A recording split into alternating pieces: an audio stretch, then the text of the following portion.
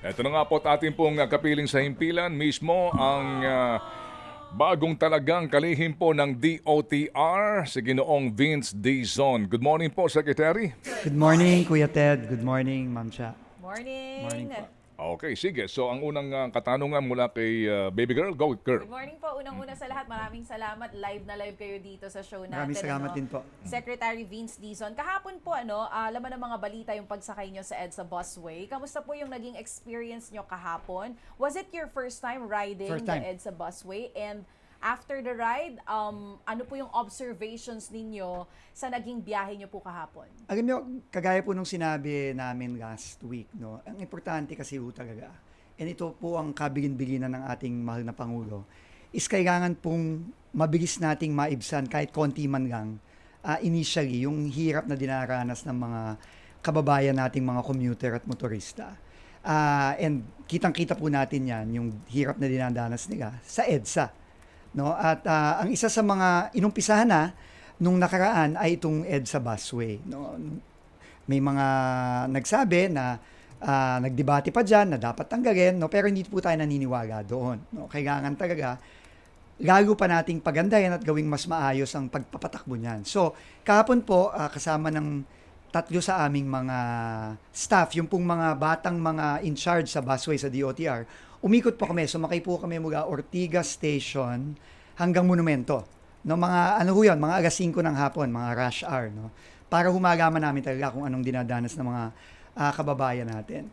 At ang nakita po natin na pwede tayong magkaroon ng mga immediate na intervention na kahit papano makakatulong sa dinaranas ng mga kababayan natin.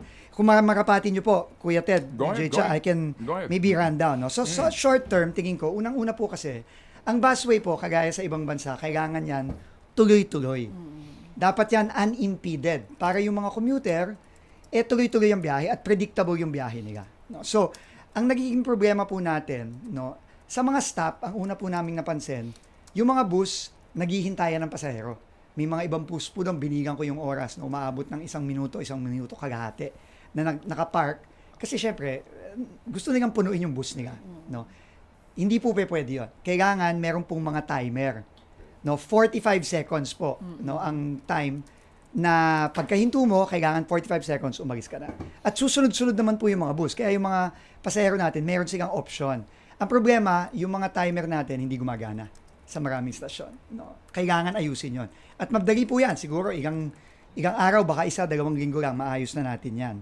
Ikalawa po, napansin po namin, lalo na dito sa Ortigas, naghahalo po ang pila ng pagpasok sa busway sa pagpasok sa MRT station. So, nai-imagine naman po, no, merong mga gustong sumakay ng MRT, may gustong sumakay ng busway, nagsisiksikan sila sa isang pila. At nagkakagulo. Unang-una po, wala pong mga sign, walang wayfinder na sinasabi, ito papuntang busway, ito papuntang MRT. Ikalawa, walang mga dedicated line. So, kailangan din pong maayos yon, no? Yung, ano lang naman ho yun simpleng sistema lang, no? Na pagkakaroon ng linya para sa busway at linya para sa MRT. Kailangan po magkaroon din tayo ng dispatching mula PITX para may timing ang paglabas ng mga bus. No? At sa Monumento, ganun din, yung pabalik. No? Lahat po yan magagawa. Nung huminto kami sa Kamuning Station, sa PhilAm Station, sorry, may 2 elevator po doon. Pareho pong hindi gumagana. Ayun. Kailangan yun maayos. No? Kasi, bakit pa nandun kung hindi natin magagamit? Hindi ba? So, kailangan nating ayusin yun. So, marami po tayong pwedeng gawin immediately. Pero meron din po tayong pwedeng gawin medium term, meaning 6 to 12 months. At meron po akong napakagandang napansin, nagpapasalamat po ako sa SM Group, no, sa C Family. Nag-donate po sila ng 2 stasyon ng busway. Isa sa North EDSA, sa harap ng SM, at isa sa Mega Mall. Naku, napakaganda po, Kuya Ted. World class yung facility. I think i-inaugurate nila to in a couple of weeks or months. No? Kailangan lahat ng stasyon natin ng busway, ganun. So, kailangan po ipagawa yan. May budget naman po ang DOTR, may budget ang MMDA. Kailangan pong ipagawa yan. So, tingin ko po, pag ginawa po natin itong lahat, tingin ko malaking bagay po para sa mga commuting public natin. Yung pong binabanggit nyo na immediate interventions, bukod dun sa 6 to 12 months na mga plano ninyo na pwedeng gawin for EDSA Busway, ang ganda ng mga plans ninyo at least kayo po mismo no, na-experience nyo firsthand kung ano yung problema ng commuting public. Yun nga lang, one day lang yan. Kung everyday yan gagawin, mas makikita nyo lalo yung problema nila. Pero yung immediate intervention sa binabanggit nyo, how long bago po ito magawa? Ako tingin ko po yung mga minention ko kanina, Oo. 1 to 2 weeks kaya na pong gawin. Oh, wow. Kasi like I said, no, hindi po to rocket science, hindi po to mahirap gawin. No? Dapat matagal na sanang ginawa to. Okay. So, wala akong question doon sa adhikain ni Sec. Ha? Ito kasi yung ideal setup na may schedule yung bus. Yes. Para ikaw na mananakay, alam mo yung schedule na pagdating mo doon at may darating na masasakyan ka. Yan po kasi yung ideal, parang BRT system. Ano po? Sec. Hindi ho kasi siguro kayo nagbigay ng mahabang oras para mapagtanto din ninyo yung problema natin sa connectivity, yung intermodal connectivity. Kasi kung ikay manggagaling ng Rizal, mag-jeep ka, Aurora Boulevard ang baba mo, kung saan ka sasakay na EDSA Busway Station, pagkalayo-layo, yung pong ganong usapin po kaya, meron kayang intervention kayo doon, sir? Dapat po magkaroon Dapat po, yung sinasabi nyo nga pong multimodal connectivity, critical po yan. No? Ika nga, point to point dapat ang Yes. pinag-uusapan natin. Mula sa pag-alis ng mga kababayan natin sa bahay nila, sasakay sila ng tricycle, sasakay sila ng jeep, aabot sila ng EDSA. Kailangan yung mga hintuan ng jeep o kung ano man ang pinanggalingan nila sa tahanan nila, kailangan accessible agad-agad dun sa mga stasyon either ng MRT o ng busway. So kailangan po yan ng maayos na pagpaplano. And kailangan po talaga ikonsulta natin yan sa ating, hindi lang sa ating MMDA, kundi pati sa mga mayors natin. Kailangan po kasi, kailangan po yan lahat naka-link. No? Kagaya ng nakikita natin sa ibang bansa. Unfortunately po sa atin kasi, naging chapsuy po kasi tayo dito sa Metro Manila, no? Kasi talagang patong-patong na lang po ang ginawa nating at pachi-pachi na lang po ang ginawa nating solusyon. Pero may paraan po diyan Kailangan po talagang aralin ng mabuti. Kailangan pagplanuhin, mag-come up ng short-term na solusyon na intervention, medium term, and then eventually long term. Yun na po yung mga sinasabi niyong mga may schedule, BRT, tuloy-tuloy, etc. So, busway po ito na pinag-uusapan natin, Sec. Sino ba ang magiging punong abala dito? Kasi sa napakarami po ninyong responsibilidad, dito po sa isyong ito, considering din po na meron yatang pending na kontrata para sa privatization ito. Unang-una po, ang current po na in charge ng busway ay ang DOTR, ang office ng undersecretary natin for road infrastructure. No? Pero mag-uusap po kami, no? Makikipag-dialogo po ako sa MMDA. Kasi aalamin po natin, baka naman po ang MMDA ang mas may kakayahan na patakbuhin ito at patakbuhin ito ng tama. No? Kasi kagaya nga na po na sinabi nyo, ang DOTR, Diyos ko, napakarami po talagang mga proyekto niyan. So pag-uusapan po namin yan. No? Okay. So, kasi po, nakasabi nga, nakaisang araw pa lang kayo. Maganda rin na mapakinggan nyo yung sinasabi ng mga commuting public gumagamit ng busway, yung kukonekta galing po sa kanilang pinanggalingan na sa Guadalupe, dito sa Ortigas, no? Kapag nag-jeep ka, napakalayo ng lalakaran mo at exposed ka sa lahat ng mga elements. Pati sa traffic exposed. Yes, opo. Yun ho bang mga walkway na ito na nararapat mong ibigay sa kanila? Kasama ba yan sa privatization na kontrata ditong busway? Ngayon po kasi hindi ko pa po nakikita yung proposal for privatization. No? Pero tingin ko po, immediately, masisimulan na natin yan. Meron pong tinatawag na proyekto ang DOTR na matagal na rin nandyan, hindi pa nai-implement. Yung EDSA Greenways Project. Ang EDSA Greenways Project po, ito po yung mga elevated walkway. Na ang layunin yan, ano po yan, inaral po ng ADB yan, minaster plan po ng ADB yan. Meron pong 4 na initial sa phase 1, Balintawak, Cubao, Ortigas at Guadalupe. Ang layunin po niyan ay i-connecta yung mga iba't ibang modes. Unang-una yung MRT, MRT to busway, jeepney stop to busway and MRT. Okay. So ano po yan? Mga elevated walkway at mga covered walkway na dapat seamless po ang connection. dapat po yan ma-implement at hindi po yan matagal na gawin. No? Tingin ko po, definitely within the term ni Pangulong Bongbong Marcos, matatapos po natin yan. Kailangan lang po talagang masimulan na. Under ho ba ng DOTR yan? Under po ng DOTR yan. It is a, official development assistance po yan galing sa ADB at matagal na pong pinlano yan at dapat i-implement na finally. Opo, ito hong kontrata sa busway na ito, inyo na ho ba na pag nasilip ano po ang mode nito na uri po ng kontrata? Kasi sinasabi nyo na dapat di ka na naghihintay ng pasahero, so meaning may sakay ka o wala, Abante ka. aalis ka. Paano yung kita? 'Di ba noong inyong contractor diyan? Doon ho sa usapin na 'yon, may sovereign guarantee na naman ba 'yon? Wala, hindi ko pa po nakikita Okay. in all honesty, Sir Ted. No? Kailangan po nating pag-aralan yan. Pero I think kailangan maintindihan po ng mga kababayan natin, base na rin sa direksyon ng ating mahal na Pangulo. Ang unang priority dito ay ang commuter, ay ang pasaherong Public. pampubliko. No, sila ang una. No, so kailangan gumawa tayo kung ano man ang gagawin nating final na long-term na sistema dito sa busway, kailangan sila ang priority. So, kagaya po ng ibang bansa, no, gagaya ng sinabi nyo, panaginip lang po natin yan nung una. No? Pero tingin ko po, kung dadahan-dahanin natin, aabot din po tayo doon. Okay, may tanong ko ba po sa busway bago tayo tumuhay sa ilang pang napaka-importante? Oo. Ito pong binabanggit nyo, nabanggit niya kasi yung EDSA Greenways Project. Nasama nyo rin po yan sinabi no nakaraang press ko ninyo. Paano nyo po sisiguruhin na kapag natapos yan, sabi nyo kasi bago matapos yung term ni PBBM, sisiguruhin yung tapos po lahat yan, na magiging commuter-friendly yung EDSA Greenway projects at hindi lang siya another infra projects na hindi naman makakatulong sa mga commuters natin. Because there are a lot of infra projects na hindi po napapakinabangan nitong mga commuter natin. Nako, totoo po yan, no, ma'am. Pero tingin ko po, tiwala po tayo sa planning na ginawa ng Asian Development Bank. No? Mga dayuhan pa po ang tumulong sa DOTR dito. At tingin ko naman po, ma-disenyo lang ng tama, ma-plano lang ng tama, talagang magagamit ito makakabuti ito at magagamit ito ng mga kababayan nating commuter. Okay. So mga kapatid, ang ating pinag-uusapan po, isa pa lang ito, yung busway pa lamang. No? So para ho tayo hindi na muna lumayo, dito ho tayo mag-focus muna sa land transportation natin. Pero bago po ang lahat, kahapon daw po ay nag-issue kayo ng order para po sa mga USEC, ASEC ho, mga direktor na mag-tender ng courtesy resignation. I'm sure alam nyo yung mga seso hindi po sakop Of nito, course. di ba? Definitely. So, meron na ho ba kayong balita kung nagsila ho ba'y sumunod na dito at kung sakasakali po, meron bang mga pagbabago?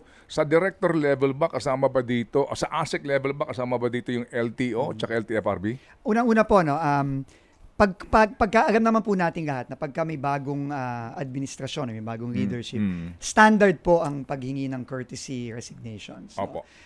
Pero ang ibig kaya nga po courtesy resignation, ang ibig sabihin naman po nito ay hindi pa yan final. Okay. Nasa head po ng ahensya kung ito'y tatanggapin, hindi tatanggapin, kung ililipat po sa mas mabuting lugar at mas epektibong lugar yung mga ating mga opisyal sa DOTR.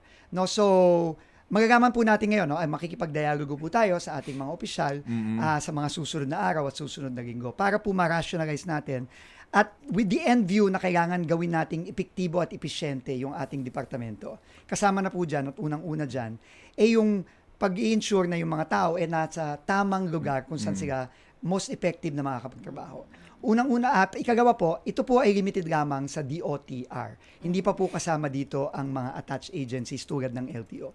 So sa loob lang po ito ng DOTR kasi kailangan po natin munang tignan yung ating sariling bakuran muna at make sure na epektibo yung ating deployment ng ating mga officials and personnel. Opo. So yun lang po ang layunin nun. Ang layunin nun, para lang gawing epektibo ang departamento. And we sincerely understand, Secretary. Yung pong mga USEC so far po ba, ano ang balita po ninyo?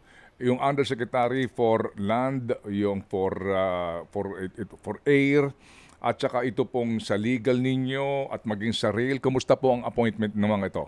Malalaman po natin sa mga susunod na araw, Kuya Ted. Hindi po ako ayoko pong pangunahan ng appointing authority who is our president. Pero suffice it to say po, I think ang layunin nga po talaga natin dito, and this came directly from the President, the organization needs to deliver at deliver ng mabilis. Yun po ang salita ng Pangulo. No? Oo. We have no time to waste anymore. No? Halos midterm na po ng ating Yes, ng sir. termino ng ating Pangulo, kaya po talagang gusto pong paspasan na ang trabaho. And I think yung rationalization ng ating mga personnel is the first step to do this. Okay, sige po. So sabi ni Secretary, paspasan ang trabaho dito. So to be more pragmatic about all of this, Sec, Pebrero ngayon, Marso na by Saturday, ano ang deliverables ninyo ngayong taong ito? Pag-usapan po muna natin yung jeepney modernization. Kayo ho ba ay practical sa usapin nito sa kanya pong una, totoong sitwasyon ng consolidation, totoong sitwasyon ng mga kooperatiba na ngayon po'y posible ang iba ay nabuwag na daw, ang iba po hindi nakakabayad. Ano po ang inyong pananaw muna ho dito? At ang kanya pong ang kanyang viability na talagang ito'y inyong maipatupad ngayong taon. Okay. Ganito po, Kuya Ted, gaya ng sinabi ko po kahapon at nakaraang linggo, wala pong tututol kahit sino sa atin sa modernization. Wala po yan. No? Kailangan natin yan, mas mabuti yan para sa mga kababayan natin. Pero, napakaganda po ng salitang ginamit nyo, practical at pragmatic. Kailangan po practical at pragmatic tayo sa implementasyon. Kasi kapag tayo po hindi practical at pragmatic at inimplement natin yan ng dalas-dalas at bigla-biglaan, baka mag-backfire pa yan at talagang hindi tayo tuloy mag-modernize. No? So, ako po, ang approach ko dito po, since anyway, naka-status quo naman po ito ngayon, no? Tingin ko po kailangan balikan natin to, pag-aralin natin ng mabuti, kailangan i-verify po natin ang mga numero. No? Kailangan i-verify po natin ang mga statistics na inilabas about yung acceptance, yung sino ba ang pumapayag na sa consolidation, etc., etc. At makukuha po natin yan sa tunay na pagdadialogo sa ating mga operators at drivers. Kasi at the end of the day po, aside from yung magandang epekto naman ng modernization sa pasaherong pampubliko, kailangan din naman natin i-consider yung epekto nito sa kabuhayan ng ating mga driver at operator. Hindi po hindi po maliit na bagay yan. At kailangan pong pag-aralan ng mabuti. So, pero hindi po ibig sabihin nun, maghihintay tayo ng forever para dyan. No? Pero kailangan lang po, ano ba talaga ang totoong sitwasyon on the ground? Yun po muna tingin ko ang importante. Pag na-establish po natin yon, tingin ko po makakapaggawa na tayo ng magandang plano moving forward. Opo. Kumbaga po, ano talaga ang totoong datos sa consolidation? Tama po yan. At saka doon sa route rationalization. Tama po yan. Na napaka-importante. Tama Ano po, po yan. Secretary. Sec, deliverable sa trend. Ito, maganda na pong pag-usapan natin to. Unahin lang po natin ang MRT-7. Opo. Nagkaroon na ba kayo ng briefing sa actual nitong sitwasyon sa ngayon, sir? Ano po ang status nito? Wala pa po akong detailed briefing sa MRT-7. No? Magkakaroon po ako ng briefing niyan siguro sa Huwebes o sa Biyernes. No? Pero sa pagkakaalam ko po, delayed po ito. No? Yun po ang sinabi sa akin. No? So, tatanungin natin, bakit delayed? Ano ang rason ng delay? Right-of-way issue ba yan? Issue ba yan ng hindi pag-aproba ng DOTR sa mga kailangan baguhin sa design o sa engineering?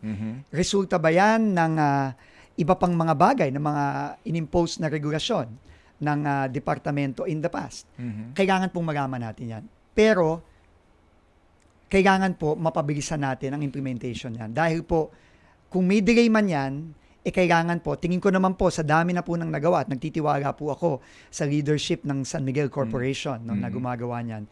Hindi po papayag si Mr. Ramon ang nadidelay ang project. Kaya tingin ko po, meron po talagang problema dito na kailangan nating solusyonan.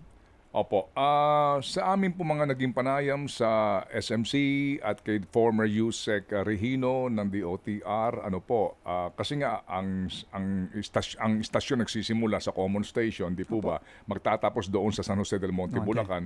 They look forward po na kahit papaano by last quarter ngayong taon, makapag-operate na ito kahit lamang hanggang sa Sacred Heart sa Quezon City na istasyon. Opo. Sa sitwasyon nito ngayon, as in totally wala pa kayong alam na Wala pa po. maibigay na update sa amin kung Wala pa po. posible ba ngayong last quarter makapagbukas na ito?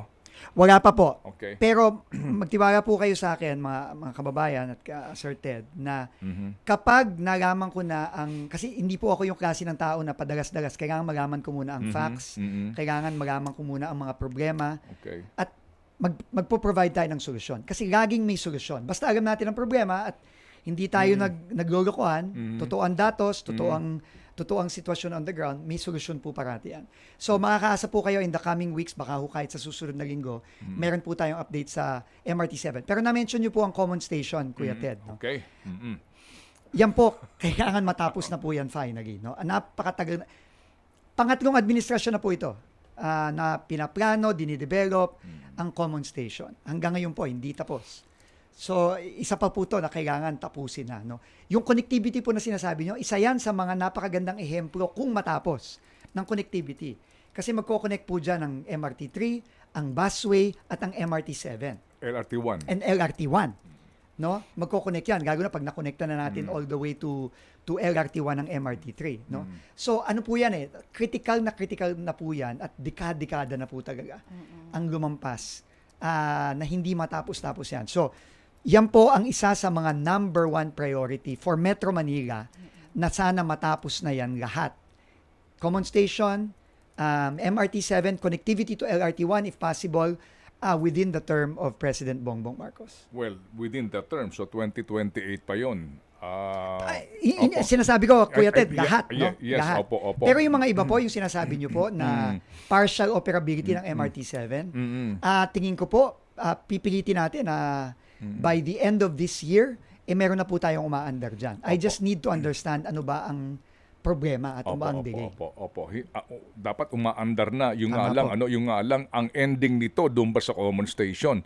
Kasi ang common Baka hindi station pa po, ang pinakahuli po kasing impormasyon dyan, dapat po sa kanyang kontrata, dapat kasi nagbukas na yan nung Enero ng 2021. Correct. So ngayon po ay Pebrero ng 2025.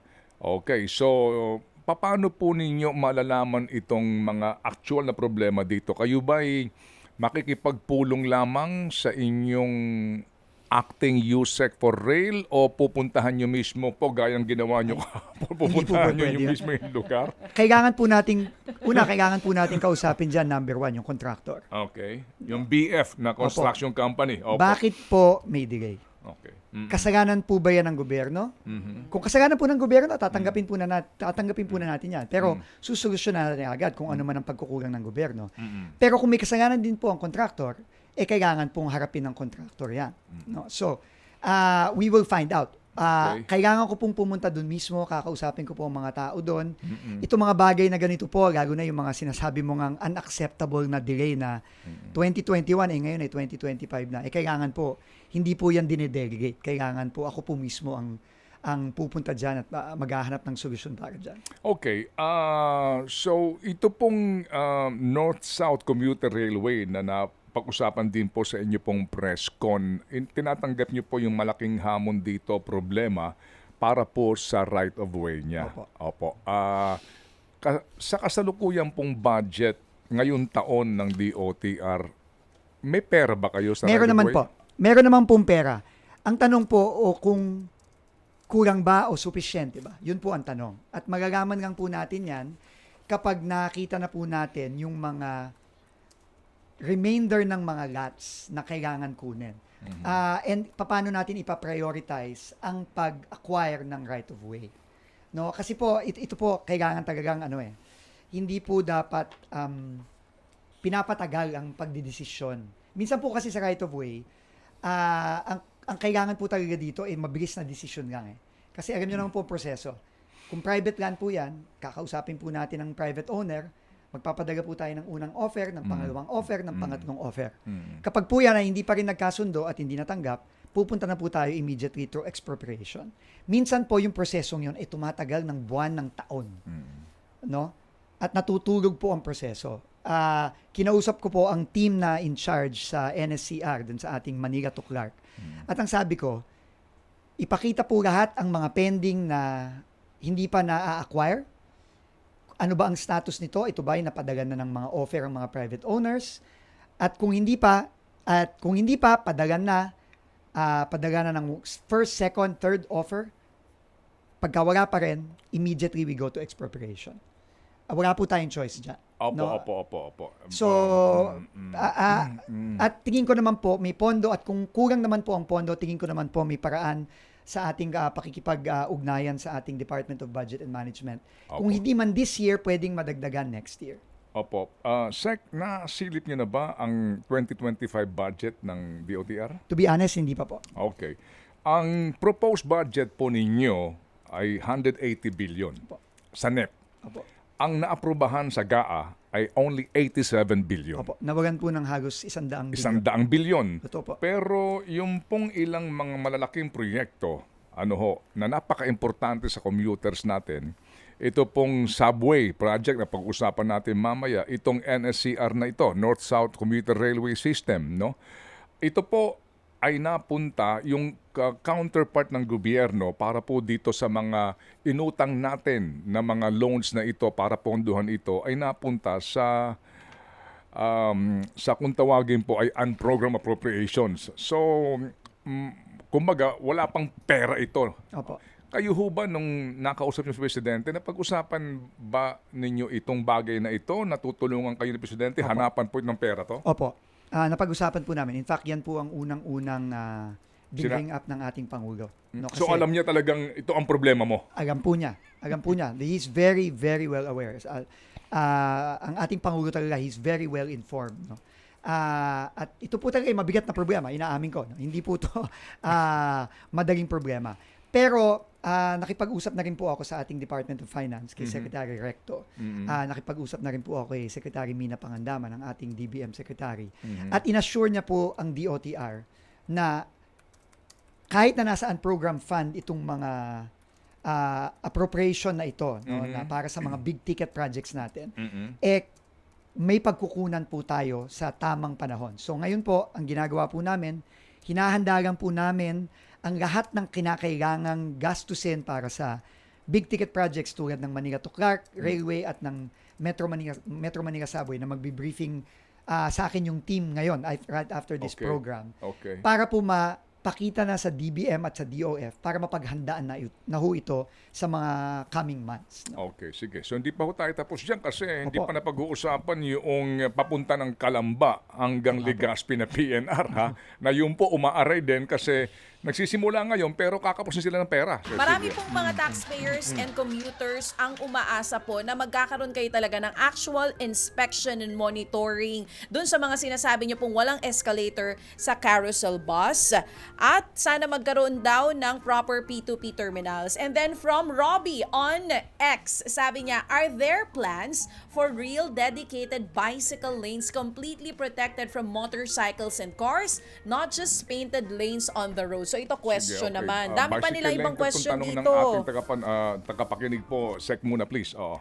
Opo, unang-una po, no, maraming salamat dun sa tanong sa bicycle lane. Unang-una, ako po ay siklista. No? It's my ano po yan, Exercise. love of my life yan, yung apart from yung asawa ko. No? Wow. Ang cycling. No? At naiintindihan ko po ang hinaing ng ating mga mahilig sa pagbibisikleta. Sa Clark po, nung pinaplano namin, nung ako po'y nasa BCDA, dedicated bicycle lanes po talaga ang pinlano namin dyan. No? Kasi kailangan po talaga dedicated kasi you want the cyclists to be safe. Yes. 'Di ba? Kasi ang dami-daming mga siklistang na-aksidente, mayroon pang ibang nasasawi dahil nga nahahalo sila sa mga sasakyan. No? So, kailangan po talaga dedicated yan. Ang challenge lang po sa isang napakasikip at napakalaking syudad tulad ng Metro Manila is space. Pero maghahanap po tayo ng paraan, ng solusyon na sa mga ibang areas, magkakaroon po tayo ng dedicated bicycle lanes para protektado po ang mga cyclists. Pero it's really a big challenge, no? Pero I'm sure with modern technology, sa mga bagong mga urban planning experts natin, makakahanap po tayo ng solusyon, no? Halimbawa, baka ang isa sa mga solusyon, katulad ng mga ginagawa nating mga elevated walkway, laparan lang natin yon, baka pwedeng walkway and bicycle way na rin yon. Kamukha nung mga nakikita natin sa ibang bansa, lalo na yung mga mayayamang bansa dito sa Asia. No? So, paplanuhin po natin yan, pero hindi po madali yan. I just have to tell everyone. No? So, kasi po talaga, ang sikip na eh. No? Opo. Wala na tayong paglalagyan. No? Yun ang problema. Kasi nga yung ating urban planning ay nahuli. Ano po, dito po sa pag-unlad ng Metro Manila, ano po, kaya ngayon nagdadatingan ito, chop suey, sabi nga po kanina ni Secretary Sec, puntahan ko lang itong subway. Opo. Itong Manila subway na ito. Ano po ang deliverable ninyo this year? Dito po sa subway na ito na sinimulan na po at ang utang natin dito pumapatak na. Opo. Kuya Ted, I will be very honest with you, no? Magkakaroon pa rin ako ng briefing on the subway today, right after this Program. program. No? Pero, ang sinabi po sa akin na ang medyo mabigat na problema dito ay dalawa. No? Una, right of way ulit. No? Magtataka po mga kababayan natin, subway nga, bakit ka may problema sa right of way? Kasi po, yung ibang mga stasyon natin, no, katulad nitong isa sa Ortigas, no. Ano po 'yan no? Kasama po yung ibabaw diyan, no? At kailangan ang ating pong mga Japanese partners ayaw po nilang magsimula o tumuloy kapag hindi clear na nakukuha na natin ang buong area ng pagtatrabahuhan nila. No, so yun po ang isang cause of delay. Ang isa po pong major cause of delay sa aking pagkakaalam ito pong mga problema sa mga utilities natin, no. Tubig, kuryente, telepono, etc., etc. No? So, kailangan po nating hanapan ng solusyon yan. No? Kasi, kahit na magaling ang ating mga contractor, kahit magaling ang ating mga Japanese partners, yung pong pag-aayos ng mga utilities, responsibilidad po ng gobyerno yan. No? Tayo po ang may token yan. No? And hindi po yan madali. Kasi, hindi naman po pwede na habang ginagawa nating subway, bigla-bigla na lang pong mapuputugan ng tubig at kuryente at telepono ang ating mga, o internet itong ating mga kababayan. No? So, pero yung detalye po niyan, magagaman ko lang po ngayong araw na to. Sec, pero kung kayo po ang tatanungin mismo, paano ba mapapadali sana nga itong mga right-of-way issues na ito? Considering din po na yan din ang naging problema kung bakit napakatagal natapos ng Skyway, di ba? Napakatagal po natapos, no? Hindi matapos-tapos ng MRT-7 at itong LRT-1 extension. Papuntang Cavite. Yes sir, yes sir. Kung kayong tatanungin, ano ba ang solusyon diyan talaga? Alam niyo po, napakahirap nung tanong na yan, Kuya Ted, no? Kasi nga ito yung problemang paulit-ulit na lang na nangyayari. At yung mga na-mention nyo pong mga project, hindi lang po yan. Halos lahat po ng infrastructure projects natin nung nakaraan hanggang ngayon, delayed dahil sa right-of-way. So, para sa akin po, ang right-of-way, hindi lang po yan trabaho ng ahensyang nagpapatupad ng isang infrastructure project, halimbawa ang DOTR o ang DPWH. Ang right-of-way po ay kailangan pinagtutulungan ng lahat ng ahensya ng gobyerno. Pati na ang local government units, pati na ang provincial government, and pati na ang private sector. Kasi na-mention ko nga po, isa sa mga problema din sa right-of-way ay yung relocation at paglilipat at pagtatanggal ng mga utilities natin. Kuryente, tubig, internet, telepono, etc. Ang problema po, tingin ko lang po, no, sa aking experience, lalo na nung panahon na ako'y flagship advisor nung nakaraang administrasyon. Madalas hindi nag-uusap-usap ang mga iba't ibang ahensya, pati na ang pribadong sektor. Walang kumbaga sa barko, sa bangka, wala pong nagtitimon, no? So nagkakanya-kanya, hindi alam ni LGUX ang ginagawa ni DPWH. Hindi alam ng Solicitor General na in charge sa mga expropriation natin, ang mga plano ng DPWH o ng DOTR. Hindi nakikipag-usap hindi direkta nakikipag-usap sa mga distribution utility sa kuryente tulad ng Meralco. So, kailangan po yan kasi, kumbaga, talagang kukulong mo silang lahat sa isang kwarto, iisa-isahin nyo ang lahat ng mga parsela at mga lupang kailangan kunin, lahat ng mga poste na kailangan ilipat, at maghahanap kayo ng solusyon. At hindi kayo lalabas ng kwarto hanggat hindi kayo nakakahanap ng solusyon at merong clear action plan at may timeline. Yun po at tingin ko ang nagiging problema. May May timeline. Hindi po pwede kasing plano lang eh. Kasi yung plano, pwedeng 1 linggo, 2 linggo, pwede ding 6 na buwan, 6 na taon. Hindi pa pwede pong gano'n eh. Opo. Yung pong problema doon sa cost ng expropriation. Well, yung cost ng expropriation, wala po tayong choice dyan eh. Unang-una, nasa batas po dyan. No? Nasa batas po yan. Kailangan mag-deposit kagad sa korte ng zonal valuation ng lupa at kapag ibabayaran na ng buo, it has to be fair market value based on appraised value, fair appraised value. So, ano po yan eh? Cost, kailangan po yan talagang lunukin ng gobyerno. Kasi ang gobyerno po, kahit na po PPP yan, lagi po ang right-of-way acquisition ay toka ng gobyerno. Opo. Wala pong choice tayo dyan. No? Opo. And hindi naman din fair sa ating mga private landowners na masyo-short change sila. No? Pero kung ano lang po yung reasonable at fair under the law. Opo. Pero ito rin po ang kalimitang problema na nangungutang ka, nakikipag-deal ka sa mga financier ng mga proyektong ito, and then eventually natetenga yung proyekto dahil doon sa toka ng gobyerno na hindi magawa. Tama po. Alam niyo po, minsan kasi po, I tingin ko dapat maintindihan ng ating mga kasamahan sa gobyerno, lalo na yung sa bureaucracia, no? Takot po kasi typically ang isang government official, lalo na career, no? Kapag napakalaki ng ilalabas na pera, takot siya sa COA, takot siya sa gastos. At sa demanda. At sa demanda, lalo na sa demanda, no? Pero ang kailangan pong maintindihan natin lahat, kapag po kinumpira natin ang cost, halimbawa ng right-of-way acquisition, versus yung cost ng delay, lagi pong napakalaki ng cost of delay kung ikukumpira mo dun sa cost mo sana ng pagbili ng right-of-way. Lagi pong ganun yan. Yung sinasabi nyo po, matetenga yung proyekto ng taon, napakalaki po ng cost ng delay niya. Napakalaki po ng kailangan idagdag na babayaran ng gobyerno.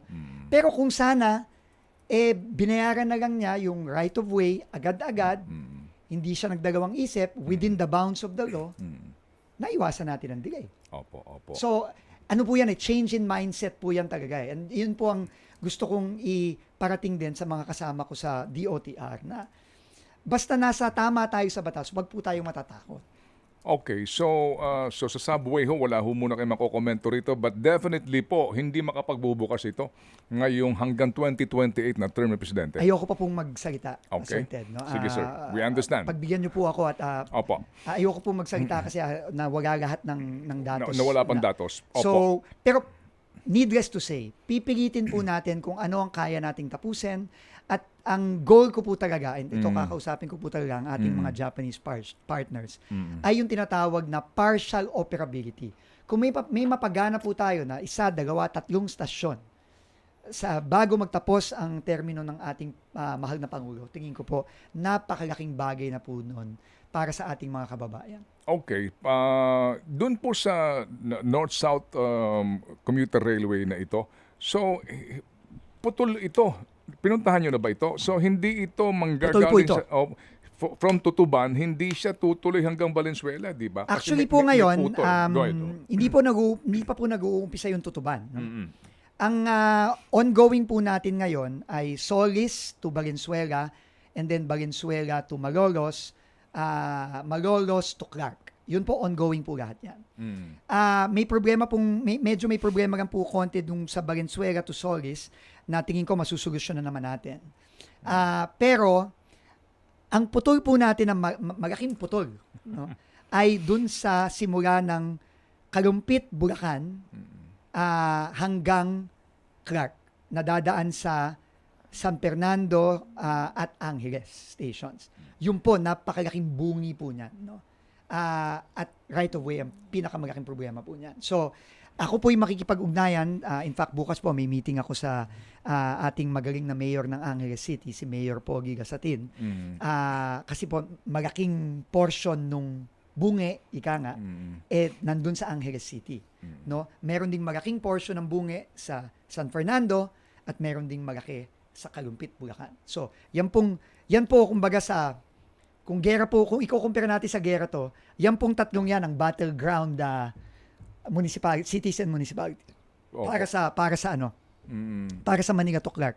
Kalumpit, Bulacan, San Fernando City, Pampanga, Angeles City, Pampanga. Pero yung bungi na importante rin, yun dapat ko-connect sa Tutuban. Kasi Tama paano po. ka makakakonect papunta ng Bicol kung hindi ka dadaan ng Tutuban? Tama po. Yung bungi na yun, ang balita ko kasi na mukhang doon, mukhang hindi talaga magagawa ng paraan yun? Ay, right now po, wala pa po ako naririnig na solusyon sa ating mga Ilang kilometro lang ito, Sek? maiksi yan po yan. Baka po ano lang yan eh. Baka po nasa 2-3 kilometro lang yan. Napakaiksi po yan. Pero again, ang problemang mo nga, yung sikip nung daan, no? Oo. Kasi tatandaan po natin, no? Dati po may release diyan, di ba? Nakakaiyak Opo, nga Sir Ted eh. Okay. Di ba tayong unang-unang trend sa Asia eh, the Mortis to Bicol tayo eh, hindi ba ho? Mhm. So, pero unfortunately, yung north side, talaga pong nawala na yan eh. Nawala na yung right of way na yan, halos. No? So, talagang kailangan na po natin Opo. talagang linisin yan. So, maghanap po tayo ng solusyon. Pero ako po kasi, ang akin pong utak po kasi, ano ba yung Pwede mong gawin ngayon? pinakamabilis na magagawa Okay. natin ngayon? Opo. And then, sige, planuhin natin yung mga hindi pa nasisimulan, pero mag-focus muna tayo sa magagawa na natin ngayon. Okay, opo. Ito mong ongoing na PNR construction, papunta po galing ng Tutuban, Calamba, all the way sa Bicol. Kumusta po ito? Okay. Dalawa po yan. Dalawa pong linya yan. Yung una po, yung Tutuban hanggang Calamba. No, yan po ay funded ng mga Japanese partners natin at ng ADB. No? At meron din po yung tinatawag nilang South Long Haul. Yan po tuloy-tuloy na yan hanggang Ito Bicol. yung China-funded? Dati po. Dati pong China funded yan. Pero kinansila na po yan. No? Ang loan na yan ay kinansila na. So ngayon po, yung ating tinatawag na matagal na nating inaasam-asam na lalo na sa mga kasamahan natin sa Southern Luzon, yung Bicol Express. Unfortunately, nakatenga po yan ngayon. No? Nakatenga po yan dahil wala pong funding source. No? Tingin ko po, makakahanap po tayo ng funding source. Pero yan po talaga, ang best na po na magagawa ng administrasyon ni Pangulong Marcos ngayon, number 1, makakuha ng funding source.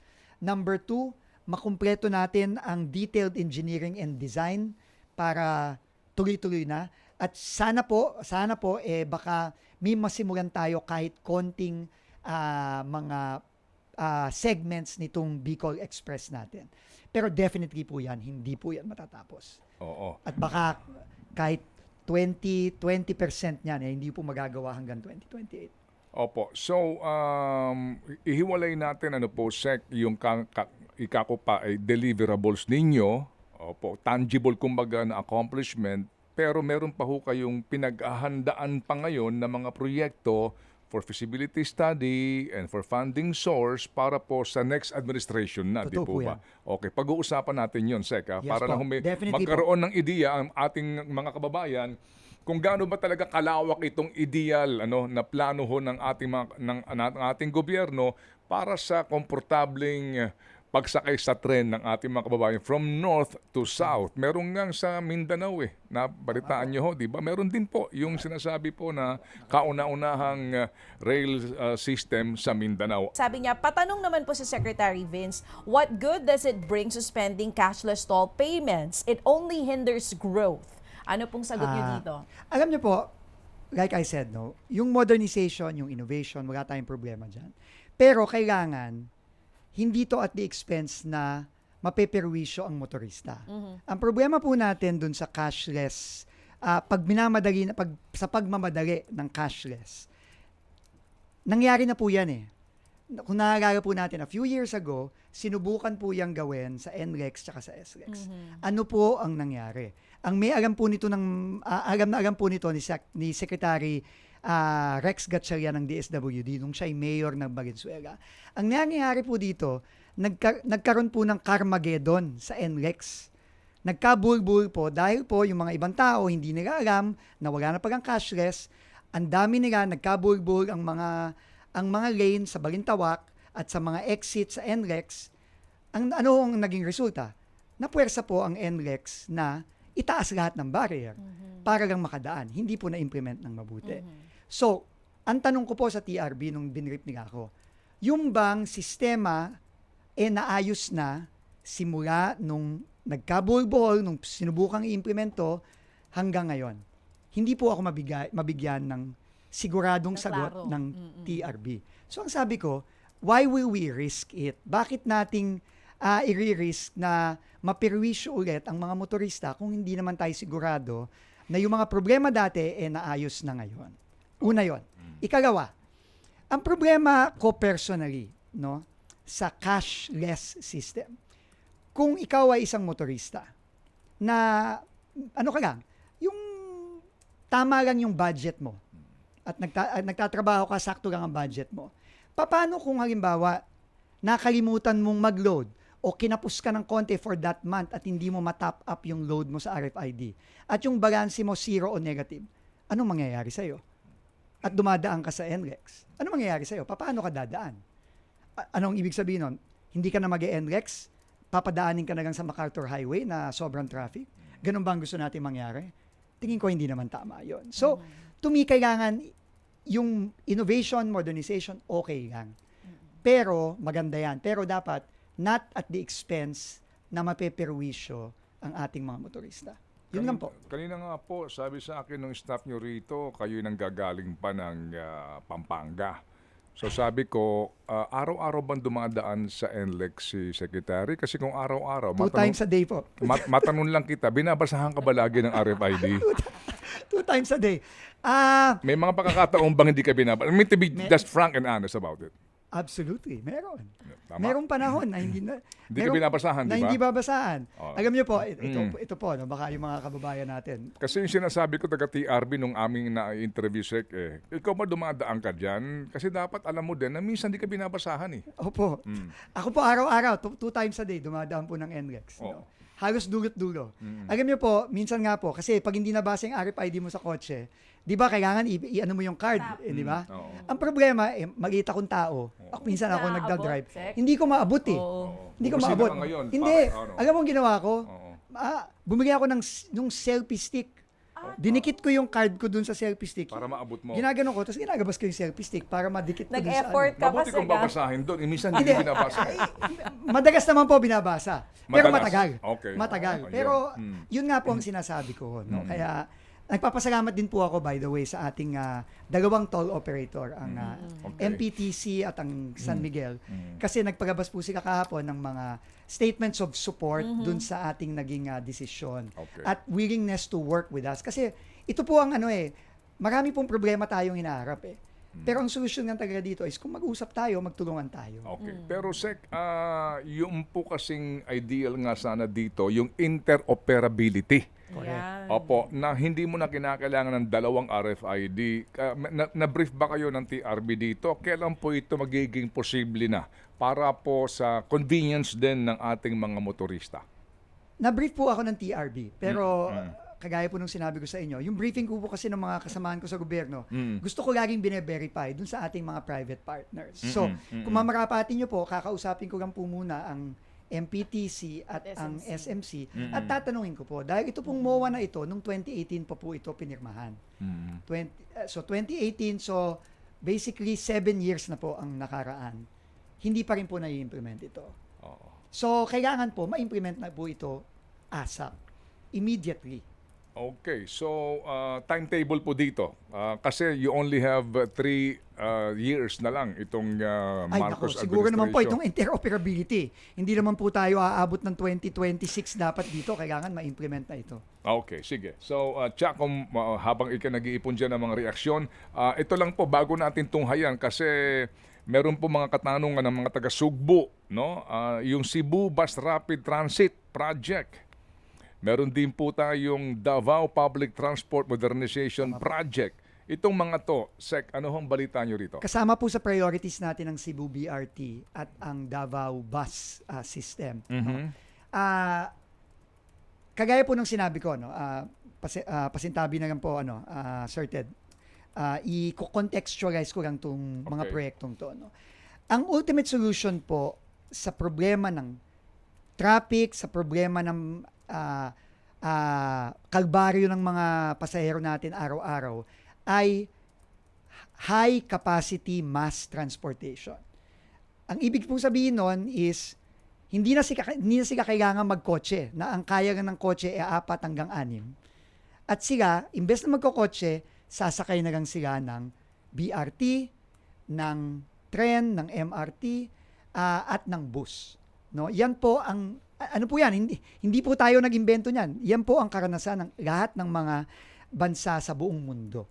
So, yun po ang ultimate solution natin. And sa ating major cities, outside of Metro Manila, tulad ng Metro Cebu at Metro Davao, kailangan gawin na po natin ngayon yan.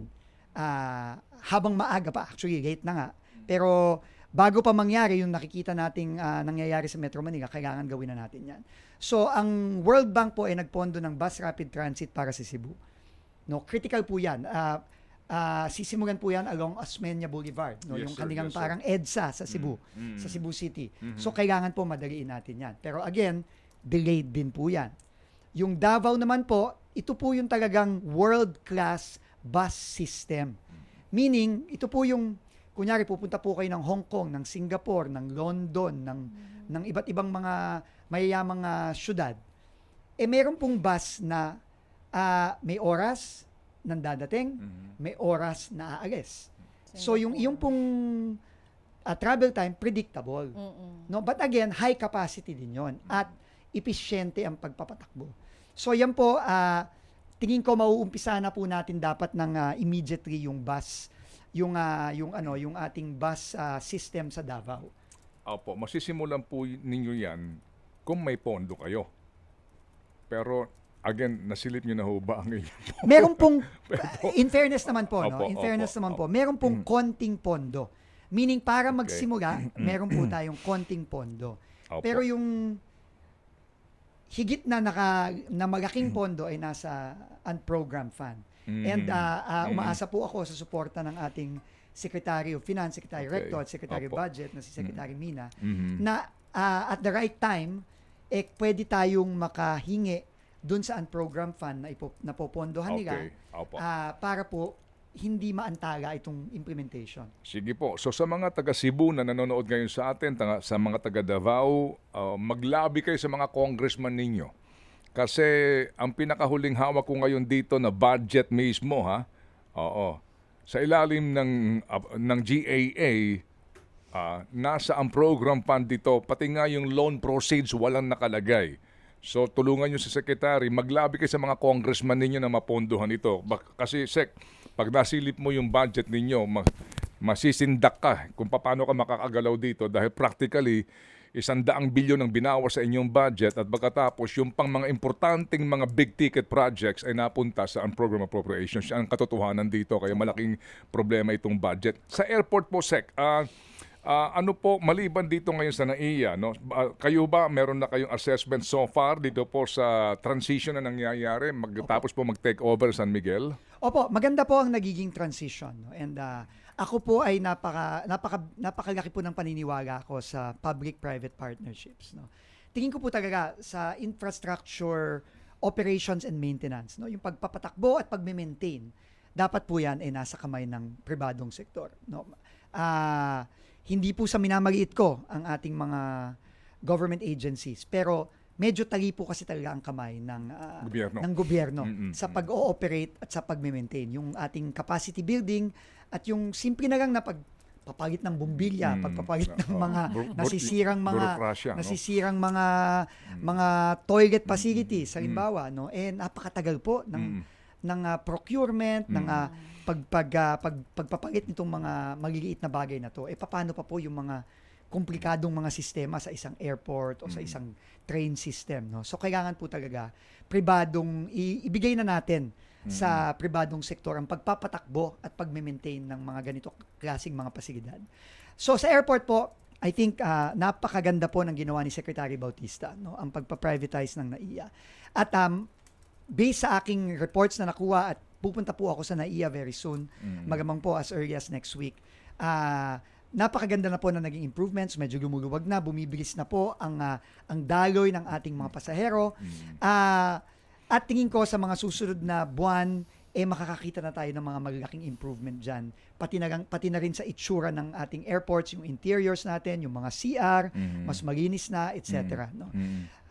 Pero we cannot stop there. We cannot stop there. Sa aking pananaw, kailangan po lahat ng ating major regional airports at ang ating mga major gateways ay dapat i-PPP na natin. Tingin ko po kung meron pong pinakamalaking kontribusyon ang ating mahal na Pangulo, si Pangulong Bongbong Marcos, ay itong kanyang paniniwala na dapat talaga i-PPP natin itong mga airport na ito.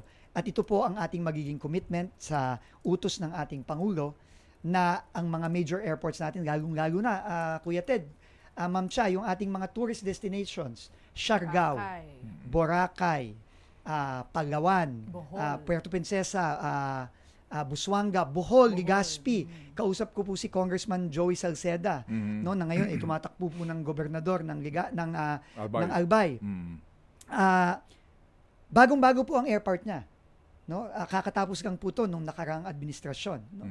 Pero, kinakabahan na po siya kasi kung ito'y hindi ma-maintain ng tama at ma-ooperate ng tama, As usual. masisira na naman ito. Opo. So, kailangan po talaga, no, and kasama yan sa mga priorities natin. So, all major gateways, ang Davao Airport, Iloilo Airport, ngayon nga po, nakakatuwa po na ang Lagindingan at ang Panglao ay na-award na sa Aboitiz Infra, no? So sila na magpapatakbo niyan. At kita naman po natin ang pagpapatakbo nila sa Mactan, no? Napakaganda po ng Mactan. It's one of our best airports. Ang Clark Airport po, yung tinayo namin nung nakaraang administrasyon, ang pribado na rin po ang nagpapatakbo niyan. Ang nagpapatakbo po niyan ay Robinsons Land, Philinvest. No? So, tingin ko po, basta lamang fair at hindi disadvantageous sa gobyerno ang magiging kontrata, dapat po talaga bilisan natin lahat to. Paano po yung maliliit naman na mga missionary routes ng mga paliparan, gagaya ng Marinduque?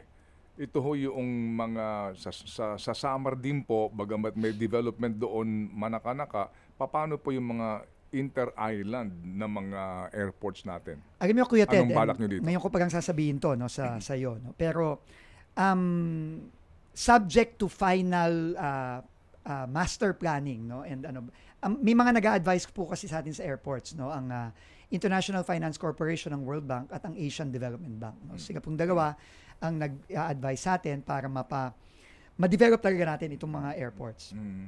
Ang sinabi ko po sa kanila, dapat po pag-isipan na nating mabuti at desisyonan na natin now yung tinatawag nating pagbabundle ng ating mga regional airports. At kagaya nga ng sinasabi mo, tingin ko, simple lang po ang dapat pag-bundle natin. Kailangan merong large, merong medium, merong small.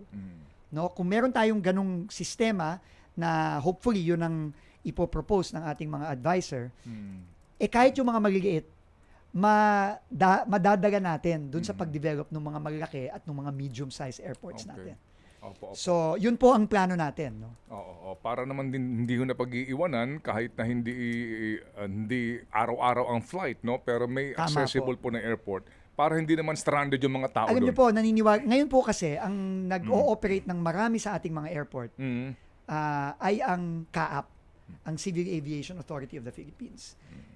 Hindi po ako naniniwala na ang CAAP ay dapat both regulator at operator at the same time. Ng airport. Tingin ko po, ang trabaho talaga ng CAAP ay mag-regulate at siguraduhin na tumatakbo ng tama ang ating aerospace. Yung ating radar system natin, yung tinatawag na CNS-ATM na nagpapatakbo ng ating airspace, no, sa Pilipinas. Yan po, CAAP yan. Kailangan gobyerno yan kasi security po natin yan. At sila din ang nagre-regulate ng airports. Pero tingin ko po, hindi dapat na sila din ay nagpapatakbo ng mga airport. Tingin ko po dapat ipasa na po natin yan sa pribadong sektor. Okay, so Sec, dito ho sa mga pantalan, meron po lamang recently, no, na kung saan naging saksi ang ating presidente doon sa 5 malalaking kasunduan para po sa mga hubs and ports na under your turf ay sisimulan na rin po ng mga proyekto. Ano po ang deliverables nyo ho dito sa mga pantalan na ito na either for rehab o bago pong gagawin ninyo? Una po, ang ating mga major ports, kailangan po talagang i-modernize. No? And ang maganda dito, matagal ng pioneer ang PPA sa public-private partnerships. No?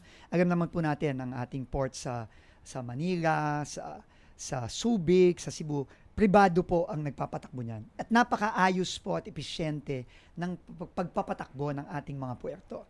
Pero, kagaya ng sinabi mo din, kagaya din ng airport, medyo napag-iiwanan po yung mga medium-sized ports natin at yung mga small ports. In fact, nung kami po ay nag-usap ng ating mahal na Pangulo, inutusan po niya ako na fokusan yung ating maliliit na ports, lalo na para sa agrikultura.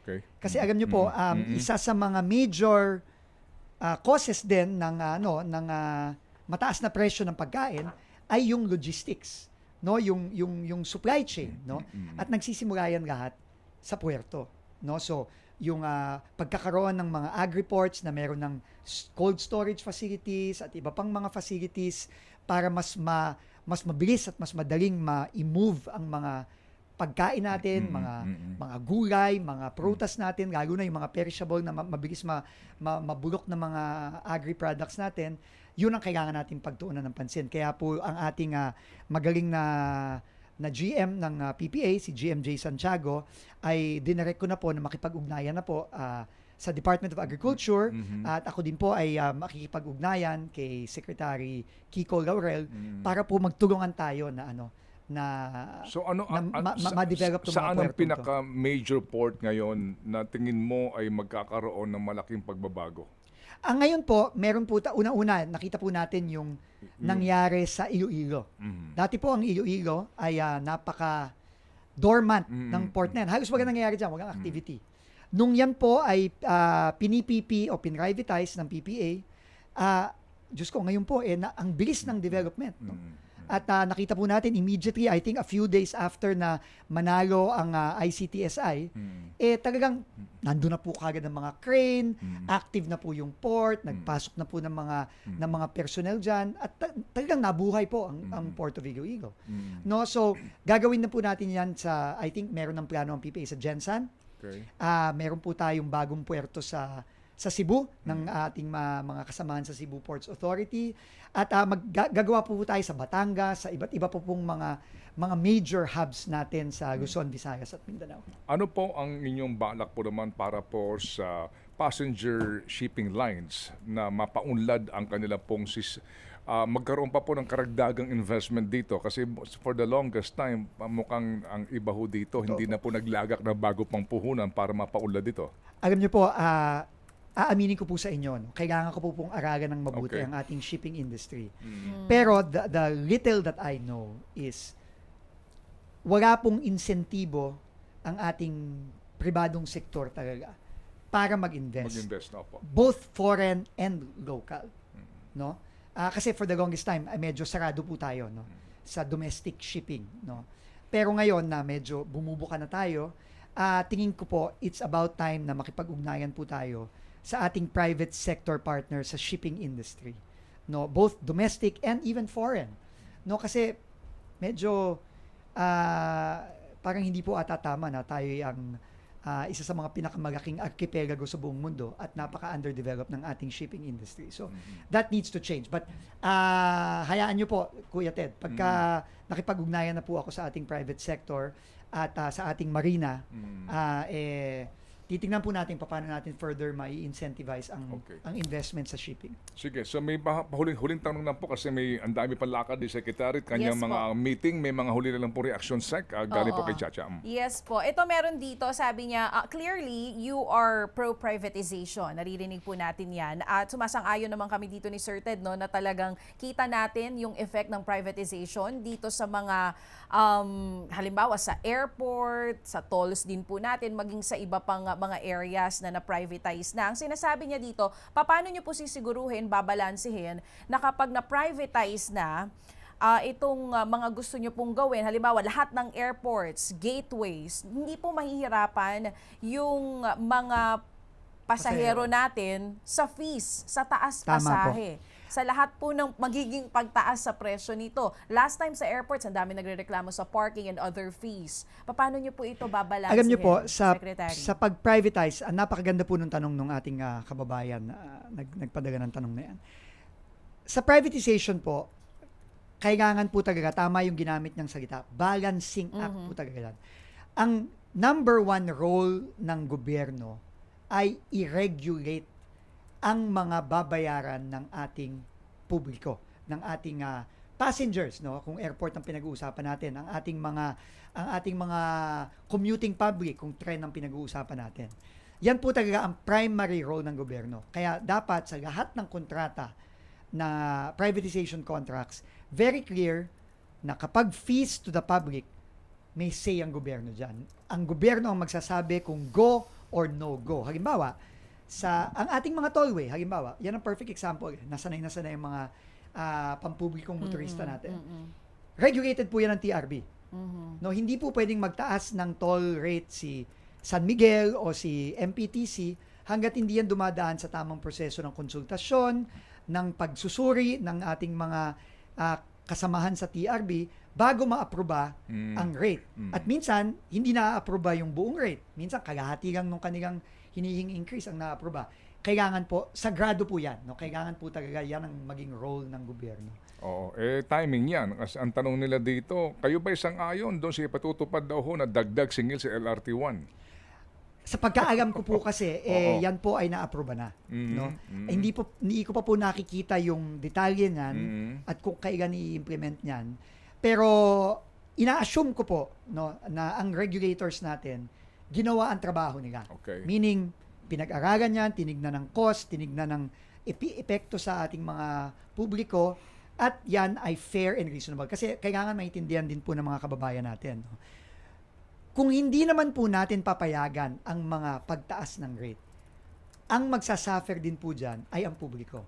Dahil sasama po ang serbisyo, babagal, hindi maganda ang pag-maintain, at the end of the day, ang publiko din po ang magsasuffer. Pero, kagaya na sinabi ko kanina, kailangan fair at reasonable at justified ang mga rate increase. Alright. Sabi po dito ng taga Coast Guard, Sec, ano ho ang maaasahan namin sa inyo para sa inyong mga kapatid sa Philippine Coast Guard? Sa mga kasamahan po natin sa Philippine Coast Guard, maaasahan nyo po na lahat ng mga kinakailangan yung mga bagong equipment, lahat ng kinakailangan yung mga supplies, bibigasan po natin. Alam ko po, medyo may delay po tayo ngayon sa procurement ng mga bagong gamit nila. Kaya po, makikipagpugang po ako kay Admiral Gavan sa lalong madaling panahon kasi importante yan, lalo na sa mga nangyayari sa atin, sa mga hinaharap nila sa West Philippine Sea at sa pagde-defend po ng ating territorial boundaries. Kailangan po na nila ng mga gamit na to sa lalong madaling panahon. So, lahat po ng mga procurement ninyo, ng mga kailangan, equipment at supplies, bibigasan po natin lahat yan. Okay, so ito ho ngayon, Sec, meron po ditong nagsasabi, no, yung iba, ang taas daw ho ng expectation sa inyo dito sa inyong pagpalit po kay Secretary Bautista na hindi ho naman natin minamaliit din ang kanyang naging performance. Ano po? So ano ho ba ang maaasahan namin, sabi ho dito, ng ating mga kababayan dito po sa lahat ng inyong sinabing mission and vision kung kailan natin mararamdaman ang mga ito? Yun po lamang. Go ahead. Unang-una po, ang unang maasahan nyo po, mga kababayan, ay yung kabilin-bilinan ng ating mahal na Pangulo. Na ang trabaho po ng DOTR ay paginhawain ang araw-araw na pagkukommute ng ating mga kababayan. Yun po ang unang-una. Paano po natin gagawin yun? Unang-una po, pipilitin po natin magkaroon ng mga immediate na relief sa inyo. No, ito pong mga maliliit na bagay, halimbawa pagpapagawa ng mga sirang escalator, pagpapagawa ng mga sirang elevator, pagpapasaayos ng flow ng EDSA busway. Mga maliliit na bagay po ito, pero alam po natin, malaking bagay po ito na kahit papaano maibsan po ng kahit konti lang ang dinaranas ninyo. Pero ang talagang magpapaginhawa sa pang-araw-araw na pagkukommute ng ating mga kababayan, ito pong mga big ticket at magalaking mga proyekto. Yung pong mga bago nating linya ng MRT, ng LRT, yung pong common station natin, ito pong pagpapaganda palalo ng busway natin, yung EDSA greenways natin na napakatagal nang nakalagay yung plano dyan sa DOTR pero hindi ma-implement. Lahat po ito tingin ko magagawa po natin within the term of the President, lalo na yung mga ongoing.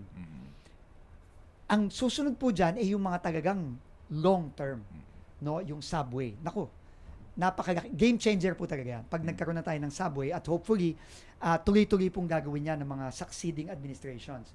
Yung pong trend going to Clark. Focus po muna tayo, no. Pasensya na po sa ating mga kasamahan sa South muna, no. Kasi kailangan po talaga mag-focus muna tayo dun sa mga bagay na kailangan na kaya na nating tapusin ngayon. Opo. Kasi po pag pinagsabay-sabay po natin ang experience po natin diyan, wala lalong matatapos.